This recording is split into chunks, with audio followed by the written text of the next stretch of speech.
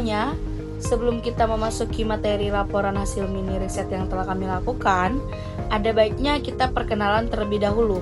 Perkenalkan, nama saya Rifdasya Putri dan rekan saya Gia Trista Putri. Nah, di sini untuk judul penelitian yang kami ambil yaitu pengaruh kualitas produk dan kualitas layanan terhadap kepuasan pelanggan di coffee shop Kinikawa. Nah, untuk latar belakangnya di sini yaitu perkembangan coffee shop di Indonesia saat ini semakin pesat dan telah menjadi bagian dari gaya hidup masyarakat, khususnya generasi muda seperti kita. Nah, coffee shop juga tidak hanya berfungsi sebagai tempat menikmati minuman, tapi juga sebagai tempat berkumpul, bekerja, dan bersosialisasi. Untuk persaingan yang semakin ketat menuntut pelaku usaha untuk menjaga kualitas produk dan kualitas layanan agar mampu menciptakan kepuasan pelanggan. Oleh karena itu, penelitian ini dilakukan untuk mengetahui sejauh mana pengaruh kualitas produk dan kualitas layanan terhadap kepuasan pelanggan di coffee shop Kinikawa. Nah, untuk di penelitian ini kita menggunakan 3 variabel. Yang pertama itu kualitas produk yang meliputi rasa, tampilan, penyajian, serta konsistensi kualitas produk. Yang kedua, kualitas layanan yang mencakup keramaian, karyawan, kecepatan pelayanan, serta kenyamanan dan ketepatan pelayanan. Yang ketiga, kepuasan pelanggan, tingkat kepuasan pelanggan setelah merasakan produk dan layanan yang diberikan.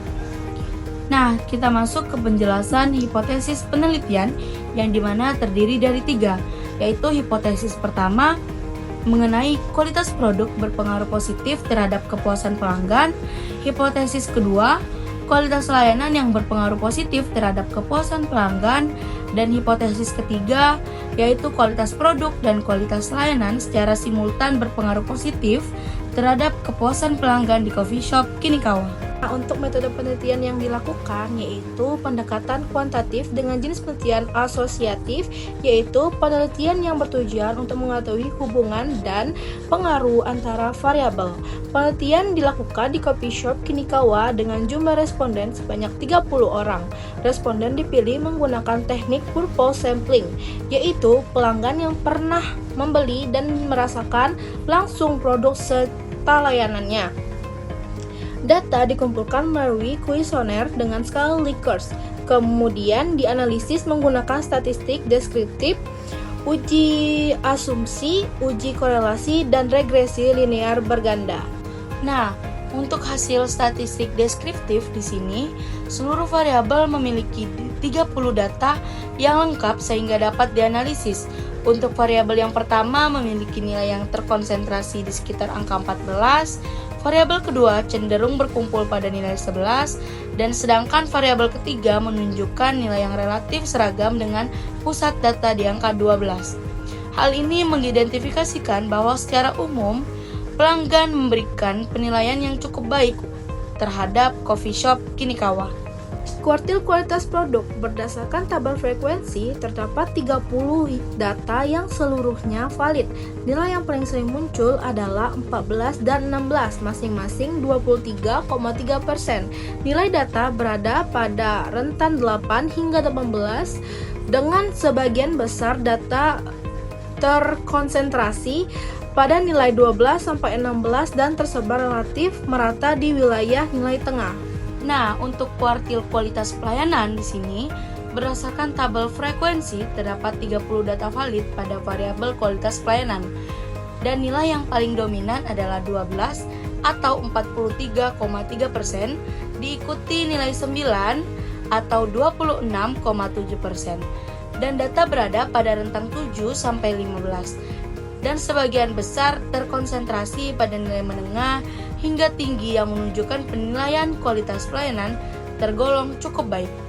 Nah, kuartil kepuasan pelanggan berdasarkan tabel frekuensi terdapat 30 data valid pada variabel kepuasan pelanggan. Nilai yang paling dominan adalah 12 atau 40%, diikuti nilai 9 atau 20%. Sebagian besar data berada pada kategori menengah hingga tinggi yang menunjukkan bahwa tingkat kepuasan pelanggan tergolong cukup baik. Nah, Untuk hasil uji normalitas yang kami lakukan yaitu menunjukkan bahwa tidak semua data berdistribusi normal karena beberapa nilai memiliki signifikansi di bawah 0,05. Sebagian kelompok data dinyatakan tidak normal, sementara sebagian lainnya normal. Oleh karena itu, analisis lanjutan perlu mempertimbangkan penggunaan metode statistik non-parametrik. Nah, uji linearitas yaitu hasil uji ANOVA menunjukkan nilai signifikan 0,00 pada kedua pengujian yang berarti terdapat pengaruh yang signifikan antar variabel. Uji linearitas juga menunjukkan hubungan yang bersifat linear karena nilai signifikan linear T kurang dari 0,05 dan definition from linearity lebih dari 0,05. Dengan demikian, model linear layak digunakan untuk analisis selanjutnya. Nah, untuk hasil uji korelasi Pearson menunjukkan adanya hubungan positif yang kuat hingga sangat kuat antar variabel dengan nilai korelasi berkisar antara 0,799 sampai 0,841 dan signifikansi 0,000.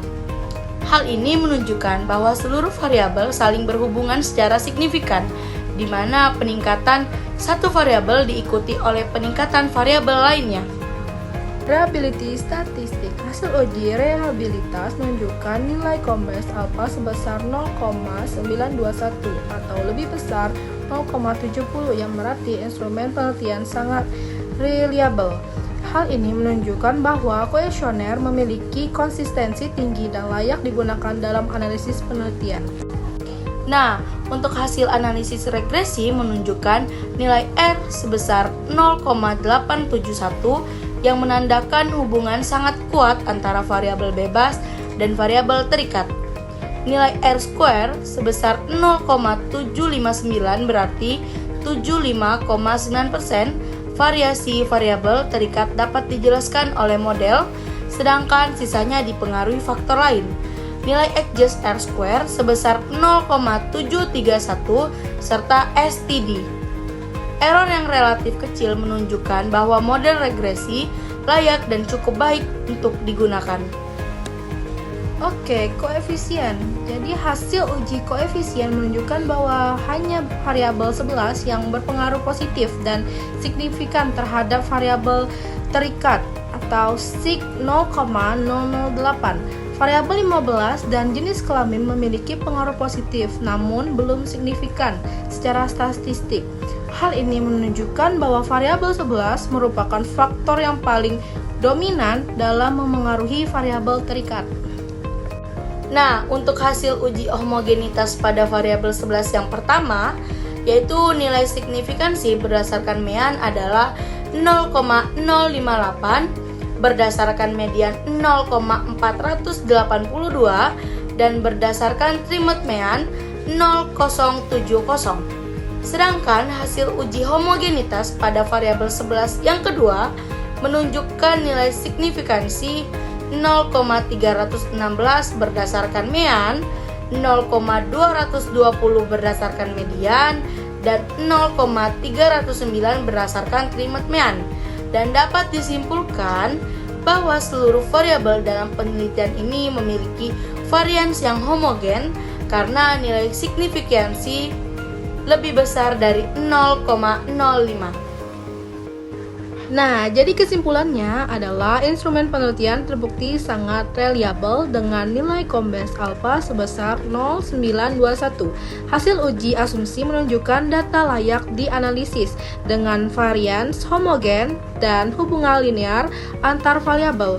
Uji korelasi menunjukkan hubungan positif yang kuat, sementara analisis regresi menunjukkan bahwa secara simultan variabel bebas berpengaruh signifikan terhadap variabel terikat sebesar 75,9%. Namun, secara parsial hanya satu variabel yang berpengaruh signifikan. Nah, untuk sarannya, penelitian selanjutnya disarankan untuk menambah jumlah sampel dan variabel penelitian agar hasil lebih kuat dan komprehensif. Hasil penelitian ini dapat dijadikan bahan evaluasi bagi pihak terkait serta disarankan menggunakan metode analisis tambahan atau non-parametrik sebagai pembanding. Nah, sekian pemaparan hasil uji mini riset dari saya dan rekan saya. Sampai jumpa di video selanjutnya. Bye-bye.